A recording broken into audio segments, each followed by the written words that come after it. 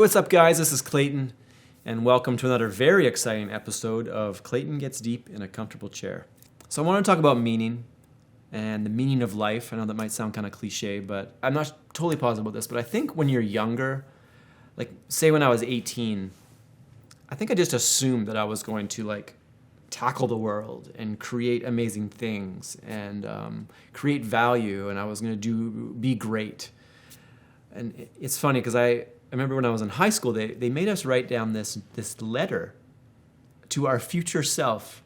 I forgot about it, to be honest. And then at our 10-year high school reunion, they gave us this letter.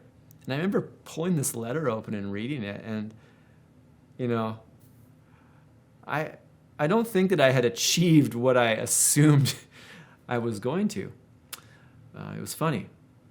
But when people get into their 30s or 40s, all of a sudden, I think it awakens these thoughts. It's like, what am I doing?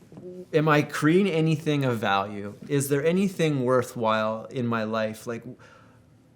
I think it just causes you to question your priorities. Maybe some people are sitting in a cube, they're working their day away, they haven't created that thing that they've meant to create. When you're young, you feel like you have an infinite time. It doesn't matter if you create it today or tomorrow because you'll do it at some point. But there comes this point when all of a sudden you realize, okay, I have been not doing the thing for quite a while, and I'm getting old, I think, is what it is. All right, so this question of struggling to find meaning, whether that's in work, the work you do, or some kind of mission, life mission that you're trying to do, or art or anything, it seems to get a little more intense as you get a little older, I think. And the funny thing is that I have friends that are deemed successful, that maybe run businesses with lots of employees or have sold businesses and have a lot of money. And then I have other friends that are maybe have a lot less money. And the funny thing is it seems like these questions, it doesn't matter how successful you are, the questions are similar, is what I'm trying to say. And everybody is struggling to find meaning. Not everybody. It seems like certain people have this figured out and they're just more content in the moment. And there's those of us who are like these future thinkers and we're just sitting around all day trying to get it. All right, so what is meaning? I have a feeling that most people define meaning as doing something that impacts a lot of people positively, or receiving recognition and status maybe, or creating legacy. So if you can create a massive legacy, now there's meaning in your life.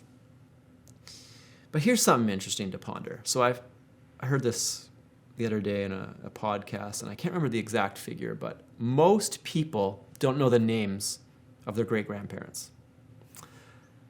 And when I heard that, I thought, that's interesting. Do I know the names of my great-grandparents? And I thought about it for a minute. I don't. I don't even know the first names of my great-grandparents. So here are these people that maybe lived for 80 years or whatever. I wouldn't exist without them. Maybe they went through hard times creating a life, and I have no idea about them. I don't even know their names. The thing about that is, I sort of had this realization that right now I live in this time and I think that everything I do is so important and I'm trying to do all these amazing things and I want to create legacy. And then you listen to certain people like Gary Vee. That guy's obsessed with legacy. That's all he wants to do is create legacy. He's working so hard. I wonder if it's just setting people up for disappointment. Is legacy really, does that create fulfillment? I guess is what I'm asking.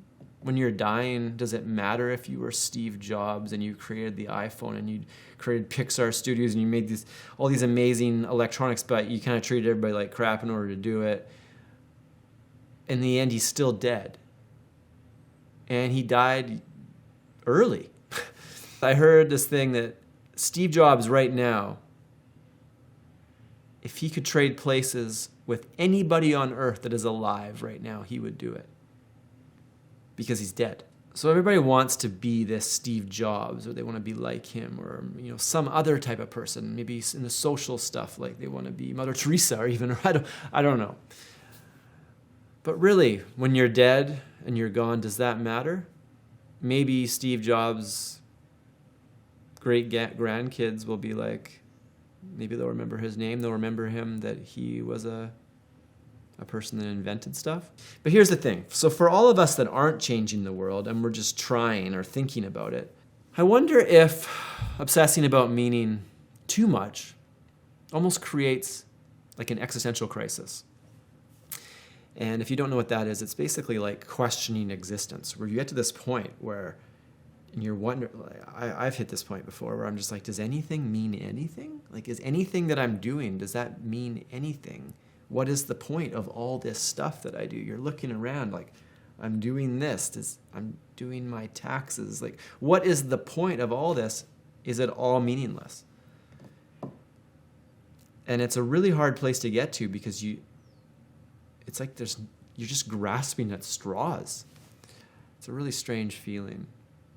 And it's almost like nothing means enough on your own personal meaning scale. Like you've created this scale of what means things, and all of a sudden nothing is landing on it. You can't, it's like you can't quantify meaning anymore. So I was listening to this podcast the other day. It was with Naval, and he's one of my favorite people to follow on Twitter. He's just such a super smart guy. He's like he's really successful. He's a CEO of a Silicon Valley company, but he's also just really smart and philosophical, and I like that. He had this point that whenever he tries to stay away from anything macro and go towards things that are micro, and I was like, that's weird. So he was like, macroeconomics. Trying to make macroeconomics predictions is really hard, and you're basically, macroeconomics is the economy as a whole, and trying to decide where we're going as the economy. Microeconomics is, really small subsets of the economy, which are controllable and are predictable more often than macro. And I think that I'm pretty obsessed with macro everything, I realized. It's like, I want to change the world. Homelessness. How do I change homelessness altogether? How do I eradicate homelessness? How can we fix this problem? Maybe we're just saying, maybe I'm setting myself up for failure. It's just such a ridiculous endeavor, such a huge problem to fix. And then when I don't fix it, I feel bad about myself. I'm now wondering about meaning. I'm having existential crises. But micro meaning, so that would be macro meaning. Micro meaning would be trying to find meaning in things that are small, some things that you actually can control. So rather than trying to fix homelessness in general, maybe there's a single homeless person you can help. Maybe homeless people are like emotionally bankrupt in most cases because they're like outcasts from society. They have clothes, they have food, there's services to give them that, but they don't have relationship. Maybe you take one homeless person and you try to help them get out of that mess. Or micro meaning would be like, spending time and being present with your kids rather than just working and obsessing about the future. And this is me, stressing about what am I going to do? What businesses am I creating? How do I create meaning? I just want something that means something. I had a friend of mine say the same stuff to me the other day. It's like he's trying to find meaning. And it seems like the people that are able to stop obsessing about that so much, and they can live in the moment a little better, those are the people that sort of find some freedom. And that's what I want to get to. I want to find freedom in the fact that there doesn't have to be meaning. Like, it's almost like there's this quote, I forget the quote, but it's basically like, the quest for purpose has ruined many lives, or something like this. It's to find this singular purpose that you can now put your life around. And I think a lot of people get caught up in that. I don't want that. I want freedom to sit there and enjoy a sunset with somebody. Maybe that's the meaning that I need. Or maybe somebody else just really needs to see that sunset. Sitting with a friend. Anyway, stuff that I'm pondering these days. So, as a summary, what is the meaning? What is the meaning of life? Unfortunately, I think I'm getting to a point where I feel like maybe there is no point to everything.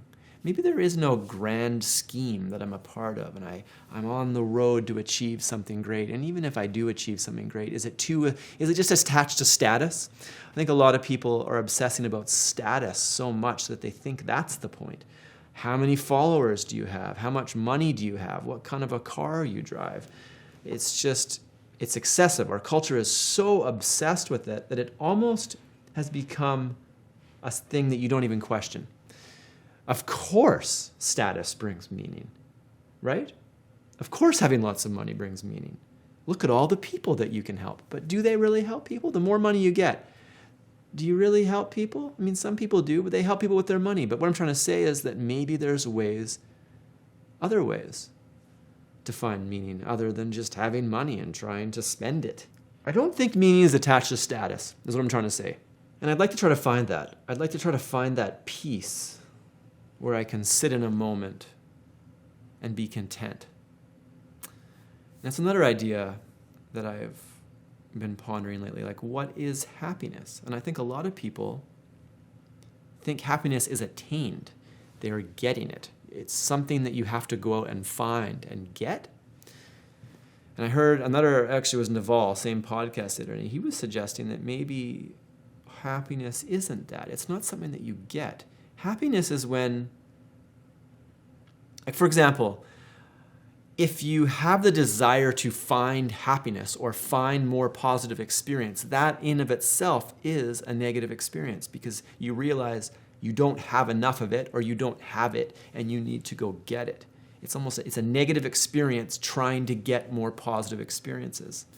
So he was suggesting that happiness is the removal of desire. Happiness is when you don't desire anything and you're totally happy in the moment, sitting here. You don't desire anything. You don't want anything. You're completely content in that moment. If you're with somebody, you're content with them. You're not wishing there was somebody else there. It's being this whole person in the moment. And maybe that's happiness, is what I'm starting to think. Happiness is the removal of things. It's the removal of desires and expectations on your life. And I'm wondering, I think expectations just kill happiness. So anyway, that's what I'm trying to do. I'm trying to become more present. Anyway, guys, just some thoughts, things that I'm pondering. Maybe some other people find it interesting. If you have any questions or comments about it, feel free to leave a comment or send me a message or something. And I always love hearing what people have to say about it. So take it easy. Have a good day.